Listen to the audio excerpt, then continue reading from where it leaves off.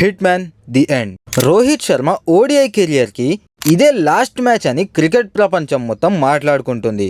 T20 world cup గెలిచిన వెంటనే Rohit Sharma T20 cricket కి గుడ్ బై చెప్పేశాడు. ఆ తర్వాత టెస్ట్ క్రికెట్ నుండి కూడా రిటైర్ అయ్యాడు. ఇప్పుడు ఇంగ్లాండ్ తో జరిగే లాస్ట్ ఓడిఐ తర్వాత ఓడిఐ క్రికెట్ నుండి కూడా రిటైర్ అవుతున్నాడు. 2007 లో ఇంటర్నేషనల్ క్రికెట్ స్టార్ట్ చేసిన రోహిత్ శర్మ మొదట్లో చాలా స్ట్రగుల్స్ ఫేస్ చేశాడు. కానీ ఓపెనర్ గా మారిన తర్వాత వరల్డ్ క్రికెట్ ని డామినేట్ చేశాడు. 3 ODI double centuries, 264 highest individual score, 5 centuries in a single world cup, ఇంకా ఎన్నో అన్ఫర్గెటబుల్ ఇన్నింగ్స్ తో హిట్ మ్యాన్ అనే పేరు సంపాదించుకున్నాడు. గ్రౌండ్ లో Rohit effortless sixes, classy pull shot, cool captaincy ఇవన్నీ క్రికెట్ ఫ్యాన్స్ ఎప్పటికీ మర్చిపోలేరు.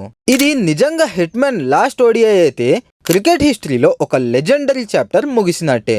కానీ రోహిత్ శర్మ లెగసీ మాత్రం ఎప్పటికీ నిలిచిపోతుంది. మరి రోహిత్ శర్మ రిటైర్మెంట్ పైన మీ ఒపీనియన్స్ ఏంటి? కామెంట్స్ లో చెప్పండి.